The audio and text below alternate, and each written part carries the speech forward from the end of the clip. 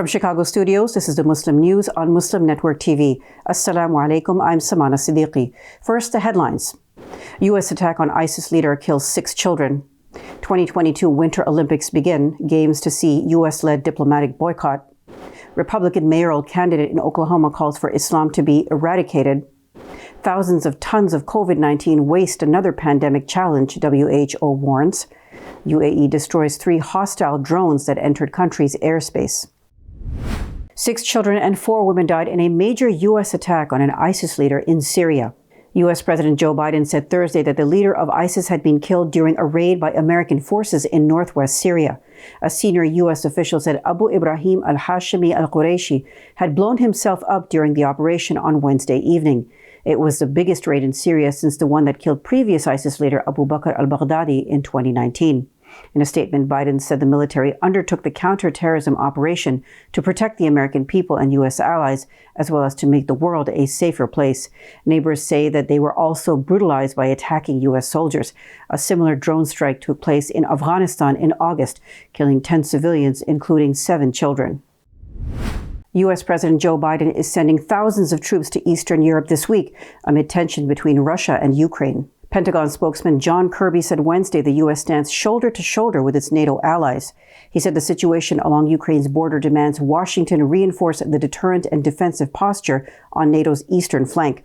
Kirby said 1,000 American soldiers based in Germany will be redirected to Romania in the coming days to increase the 900 U.S. forces already there. About 2,000 troops will be moving from North Carolina to Poland and Germany.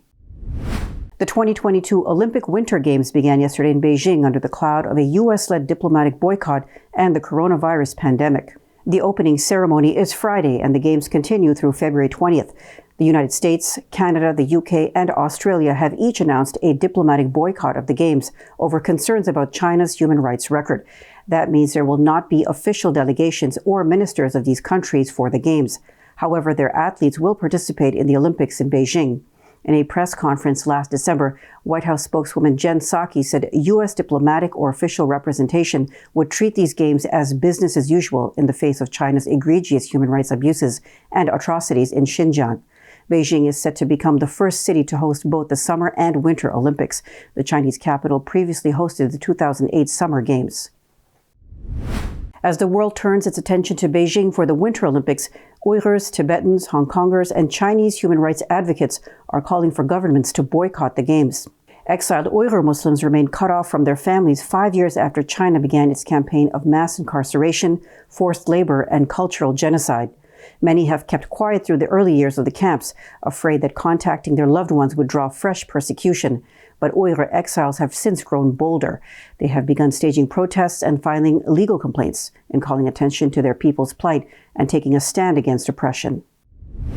A retired U.S. Army officer is suing Donald Trump Jr., Rudy Giuliani, and former Trump White House staffers, alleging they conspired against him. Lieutenant Colonel Alexander Vindman, who served on the National Security Council, was a star witness against then-President Donald Trump during the 2019 Ukraine impeachment. Vindman said Trump's family, his lawyers, right-wing media, and others in the White House tried to intimidate and retaliate against him. Vindman was willing to testify against Trump, calling out his entreaties of Ukraine for personal political gain. The 73-page lawsuit filed in Washington, D.C. District Court details Vindman's whistleblower role in Trump's first impeachment. When American troops withdrew from Afghanistan last August, the troubled nation descended into greater chaos. Families fled the country as it quickly fell to the Taliban. Some of the youngest refugees arrived in West Michigan, where a search is underway to find them foster homes. Afghan refugee children ranging in age from preteens to 17 have been separated from their families. A number of Afghan male foster youth in Grand Rapids are in need of a stable, loving home, Shireen Abu Nada told CNN this week. Abu Nada is the director of operations for the Muslim Foster Care Association, which is partnering with Bethany Christian Services to find shelter for young refugees.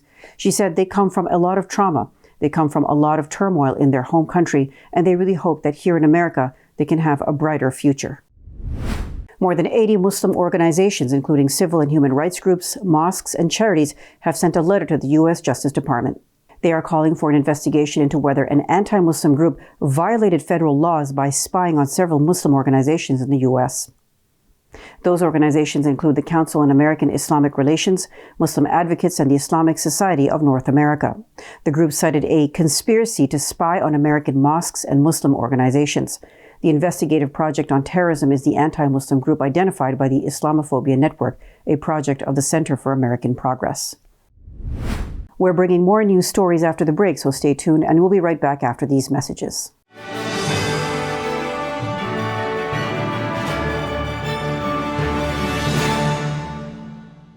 If I could be you, and you could be me for just 1 hour.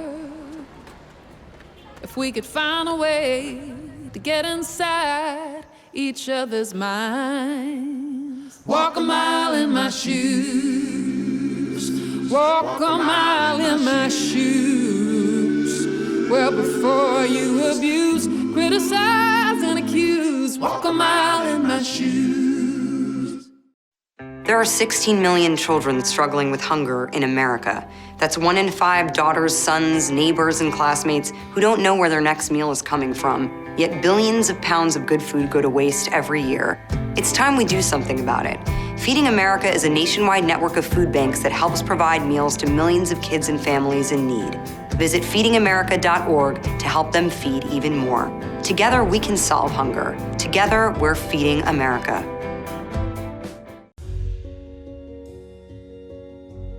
Friends, our world is pulling together like never before.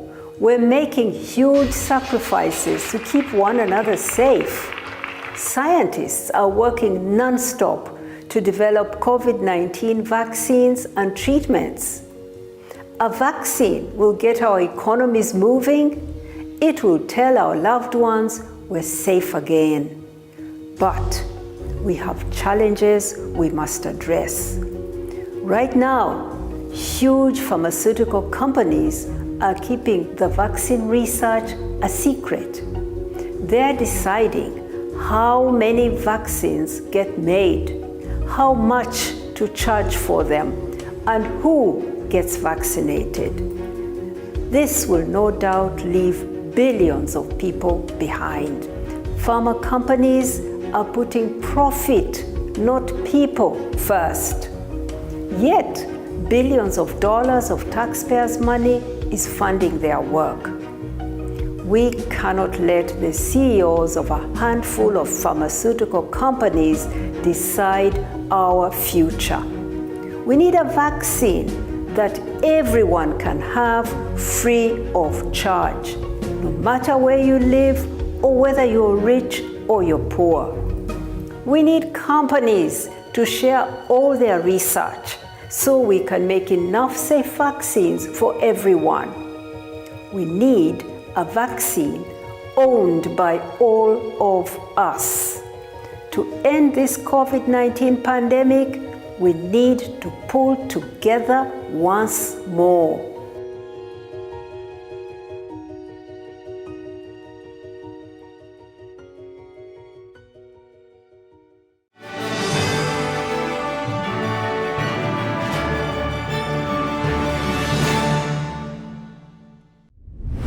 Republican Oklahoma City mayoral candidate Carol Hefner said during a debate she thinks Islam should be eradicated from the globe. Hefner defended her past Islamophobic social media posts during the debate. Debate moderator Storm Jones pointed out Hefner has previously called Islam an evil culture and not a religion. Hefner's response was that the insipid religion must come to an end. She equated Islam to slavery. Oklahoma is home to more than 30,000 Muslims, according to the Council on American Islamic Relations Oklahoma chapter. Hefner was the co-chair of former President Donald Trump's 2016 campaign in Oklahoma. She is also a former fundraiser for the Republican Party.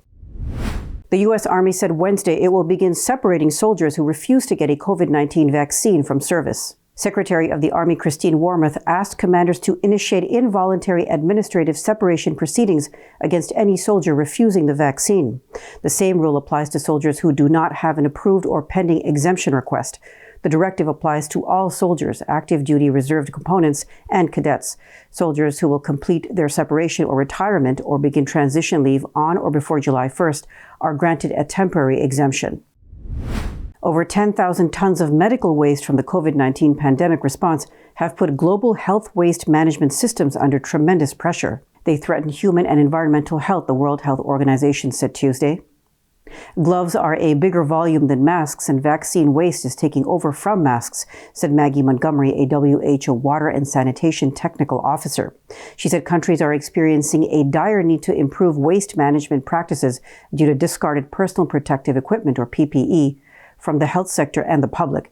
As of last November, 1.5 billion units of PPE, weighing about 87,000 tons, had been distributed across WHO regions. 19 irregular migrants were found frozen to death in northwestern Turkey after being pushed back from neighboring Greece following a rare winter storm in the region. Turkey has been a key transit point for asylum seekers aiming to cross into Europe to start new lives, especially those fleeing war and persecution. The country, along with international human rights groups, have repeatedly condemned Greece's illegal practice of pushing back asylum seekers. They say it violates humanitarian values and international law by endangering the lives of vulnerable people, including women and children. Austria's Greens party continued to receive public criticism Wednesday over an alleged coalition agreement to ban headscarves for teachers in schools. Leaked documents showed the Greens had engaged in an undisclosed deal with the Austrian People's Party as part of the negotiations for the January 2020 coalition agreement. The Greens allegedly promised to support the headscarf ban in return for executive board seats on the country's public broadcaster, ORF. The Greens party has traditionally been an ally to Muslims, foreigners, and refugees. It had attracted the support of voters with migrant backgrounds by standing against rising populist tendencies in Austria. The United Arab Emirates Defense Ministry announced Wednesday it intercepted and destroyed 3 hostile drones after they entered the nation's airspace. The Emirati Defense Ministry said on Twitter it destroyed the drones away from populated areas. The ministry confirmed its readiness to deal with any threats and is taking all necessary measures to protect the state and its territory. The statement did not name the Yemeni Houthi rebel group as responsible for firing the drones. Pentagon Press Secretary John Kirby said Tuesday the U.S. is sending fighter jets and a guided missile destroyer to the UAE to prevent further missile attacks. Coming up next after the break is our in-depth analysis segment, so stay tuned and we'll be right back after these messages.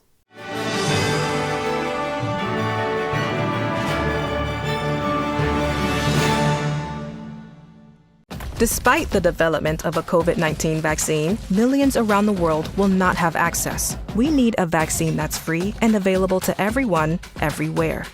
It's time for a people's vaccine. If I could be you, and you could be me for just 1 hour. If we could find a way to get inside each other's minds. Walk a mile in my shoes. Walk a mile in my shoes. Well, before you abuse, criticize, and accuse. Walk a mile in my shoes. I am what hunger looks like in America. I am an 8-year-old girl who's not excited for the last day of school. Because this may be the last time I'll have lunch. Till September. I am a single father of 2 who works 3 part-time jobs, and that's still not enough to put food on the table. I was created by artificial intelligence from faces of the 1 in 8 Americans who struggle with hunger. Feeding America, 200 food banks strong.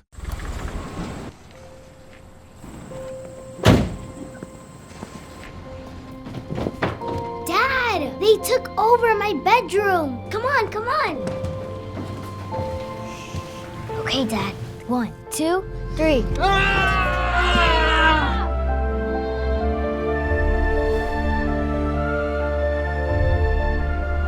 Dad!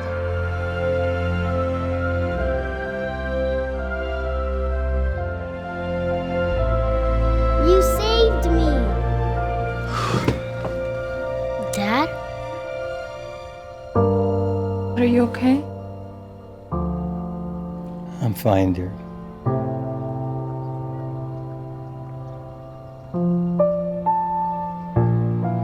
Your hero needs you now, and AARP is here to help. Find the care guides you need at aarp.org/caregiving.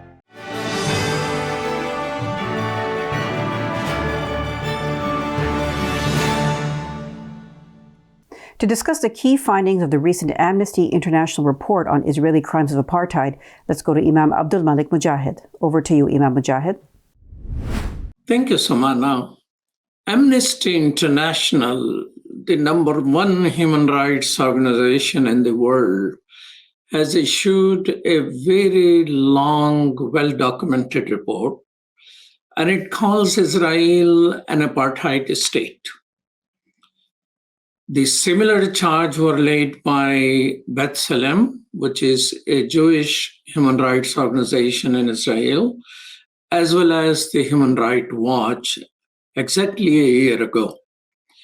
We have with us Amnesty International Canada's leader, and we'll be talking with her about why they decided to have this report. Welcome to Muslim Network TV, KETTY NIVYABANDI. Thank you, Malik. Thank you for having me, and hello to all your listeners and watchers. KETTY is Secretary General of Amnesty International Canada. So tell us why Amnesty International is calling Israel an apartheid state. Yes, our report, which was just released, is the result of a long and laborious research, Malik. This is the result of 4 years of dedicated research on this subject, but it also builds on decades of work and of research by Amnesty International in the Israel and occupied Palestinian territories overall. So the report, which has just been released, has concluded at the end of this research that Israel is conducted a system of apartheid. By apartheid, we mean both a system of apartheid, but also a crime of apartheid under international law. And our report reveals really the true extent of that system. We have found that Palestinians who are not only in the occupied Palestinian territories, but also in Israel, but also Palestinian refugees, are treated as an inferior racial group and are deliberately deprived of their rights.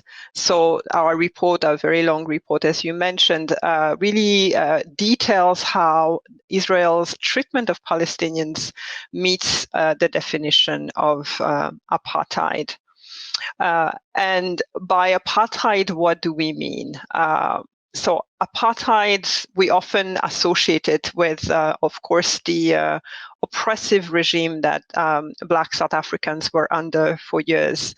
But under international law, it really is a system, an institutionalized regime of oppression and domination by one racial group over another. And that regime is enforced through laws, policies, and practices. That is a crime against international law and international human rights law.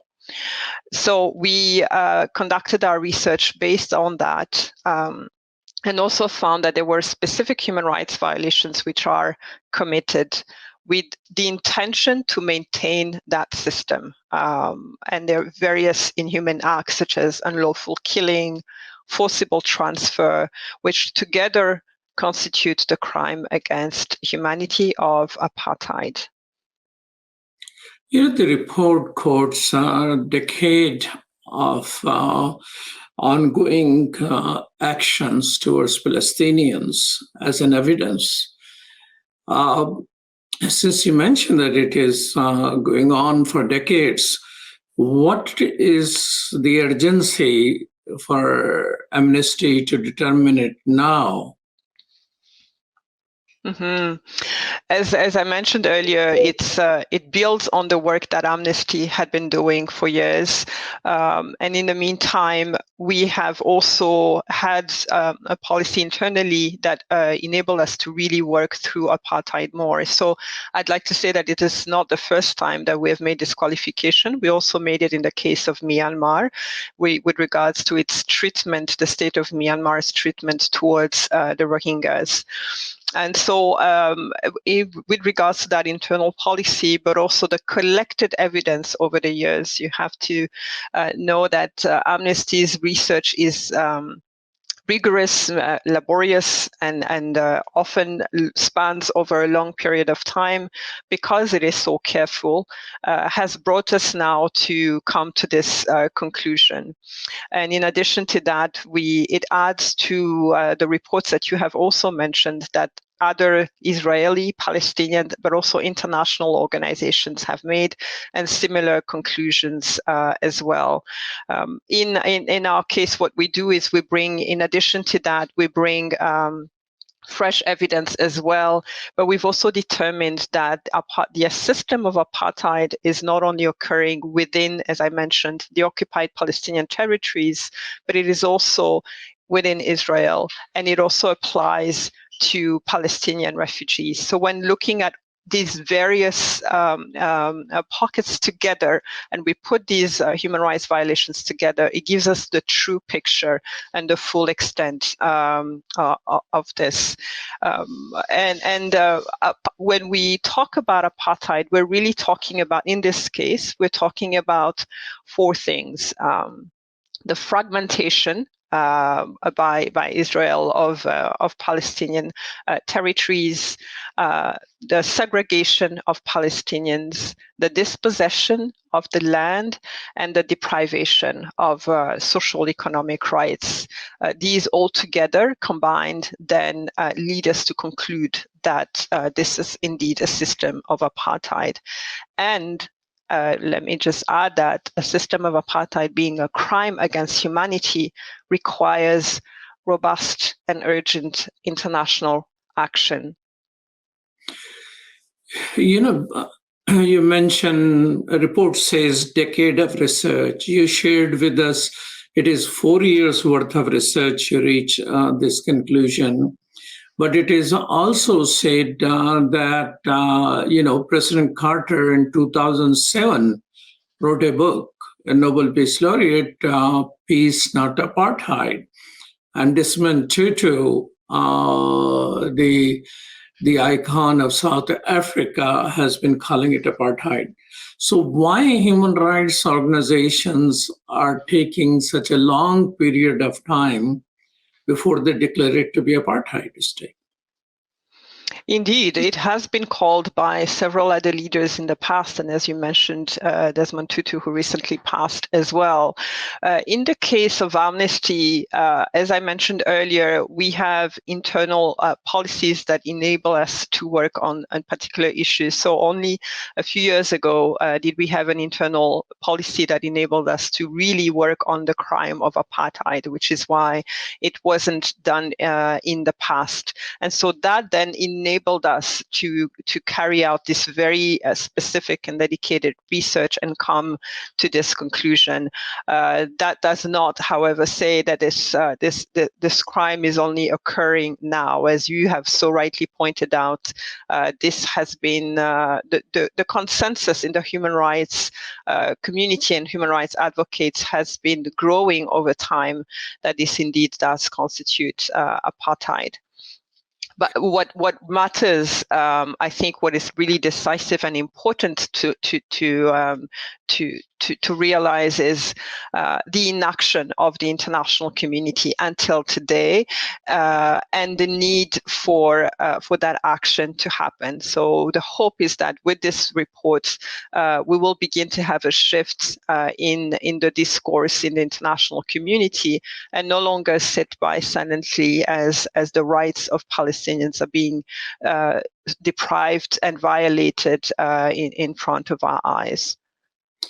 Is there a time period in the history when we can say that this is the year when it became very clear it's not one or two policies of Israel, but it is the whole system which is of apartheid? Can we say 10 years ago? Can we say 15 years ago? Can we say it began with the occupation of Palestinian lands? Mm-hmm. We do not specify what time exactly it started. We identify the root causes, but we do not specify to a specific time. And as well, Malik, I think even if we were to identify a particular time, first of all, it's difficult because we're talking about a system of, as I said earlier, laws policies and practices. When you take all of that together is when you can really conclude to that. But I would almost want to say that what matters the most and what is most urgent is that the system ends. Yes, it has a starting date and it has started over time. What matters, however, the urgency we're faced with collectively is how it ends. And this is why we call urgently on the state of Israel to dismantle the system, but also primarily on the international community to hold Israel to account and to be able to truly dismantle that system and to exercise international jurisdiction, because there are provisions under the international law to do so. We're also calling on the International Criminal Court to consider the crime of apartheid. It's currently investigating the occupied Palestinian territories, so we are calling on it to formally investigate apartheid. And we've also called on the UN General Assembly, first of all, to reestablish the apartheid committee that it had, but also on the UN Security Council to impose some very immediate actions, such as an arms embargo and targeted sanctions against officials. Israel says that your report is anti-Semitic. How do you respond to that?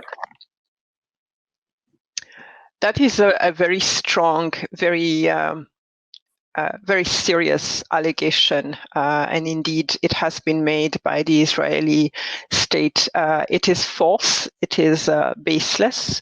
As a human rights organization, we advocate for the right of every human being, every community, and we stand strongly, in the strongest possible terms, against anti-Semitism. Our record speaks for itself. I want to make that point absolutely clear. What is unfortunate is to disqualify or attempt to discredit the content, the message of this report by qualifying it of anti-Semitism, and therefore in an attempt to really stifle the criticism of the state of Israel. Our critique in the report is very clearly directed to the state of Israel, not the Israeli people, and certainly not the Jewish people. It is towards the government and the state of Israel. And Israel as a state is not immune and to criticism, to critique, and to the work that we do as a human rights organization. No government is above that scrutiny. It is absolutely important to underscore that. But I would also add what is truly unfortunate is that these false accusations are distracting us away from genuine anti-Semitism, which is a real concern in our world today. And by labeling this of anti-Semitism when it isn't, we're taking the conversation away from the real anti-Semitism that happens, and which is important and which we work on as well. So I would answer that is really a way to evade the scrutiny of the international law. And if you really hear the critiques, they are not on our findings. They're really just on labeling the report as anti-Semitic. It couldn't be further away from the truth. Well, thank you so much. KETTY NIVYABANDI is Secretary General of Amnesty International Canada. Thank you so much for your time. And thank you too for having me. Back to you, Samana. Thank you, Imam Mujahid. That's all from our Chicago studios tonight. Thank you for tuning in. You can find previous episodes and more on our YouTube or Facebook. For more content, keep watching Muslim Network TV or visit muslimnetwork.tv. Salam and good night.